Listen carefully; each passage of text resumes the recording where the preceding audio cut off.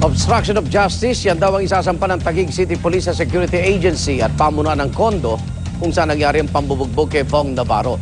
Kung di sila makipagtulungan sa investigasyon. Idintalya naman ng Southern Police District ang mga pangyayari nung gabing ipina-blatter sa kanila ang aktor. By live report si Katrina Son. Katrina. Yes, Igan, alas 8 nga raw ngayong umaga isusumite ng developer nga at administrator ng naturang condominium ang mga ebidensya nga o mga dokumentong hinihingi mula sa kanila ng Taguig Police.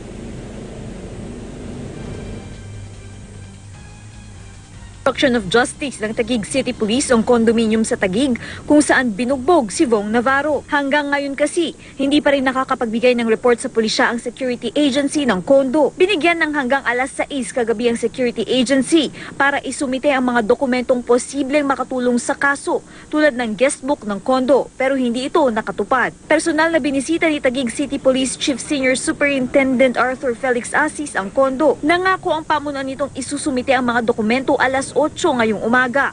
Ang Taguig City Police ang tumatayong lead investigator sa kaso. We are maintaining coordination with the security, BGC security. We want this case to be resolved at the least possible time. Idinetalya naman ng Southern Police District kung paano nito pinroseso ang kaso ni Navarro. Maga ang muka at halos hindi raw makilala ng mga pulis ang muka ng aktor nang dalhin ito sa kanila Miyerkules ng gabi. Si Bong ang nakakapat itim na v-neck shirt sa kuhang ito ng SPD habang binabasa at nilalagdaan ang blotter. Nakatali raw ng duct tape ang kamay nito sa likuran.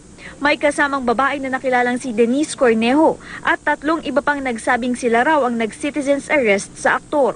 Kwento ng desk officer na kumuha ng blotter report. Nung una po, hindi ko ma-recognize na si Bong po yung kasi doon sa ano niya. Doon sa medyo namaga yung sa right face niya. Tinanggal po yung duct tape niya tapos tinang po namin siya na ano. Baka pwede, dalhin ka na namin na lang sa ospital, hindi na po. Sabi niya, wag na po. Aminado ang SPD, may mga standard operating procedure na hindi napatupad noong gabing iyon. Kung ganun daw kasi ang kondisyon ng isang inirereklamo, dapat daw ay inilagay din ito sa blotter. Kinukonsidera siguro ng ating mga kapulisan yung katayuan status ni Bong. Ang protocol talaga, dapat na medical.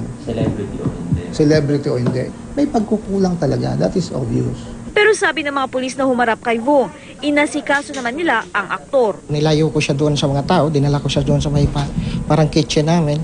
Habang nag-iila mo siya, tinatanong ka. Tapos sabi niya lang sa akin, ayaw ko na sir magsalita. Yung mga katabi naming opisina, nandun yung SWAT, nandun yung ano. So walang problema siguro sa security niya. O kung magsusubong mo siya sa inyo, sasabihin na, boss, papatay mo ako nito, may trip. Kung nagsalita lang siguro siya, mapoprotekta namin siya. Tumanggi raw magbigay ng anumang pahayag si Navarro. Nagpahatid na lang daw ang aktor sa kondo ni Cornejo para kunin ang kanyang sasakyan. Ako ang nag-utos sa kay PO3 Laureto, habulin natin si Bong kasi kailangan natin siya pilitin magbigay ng statement.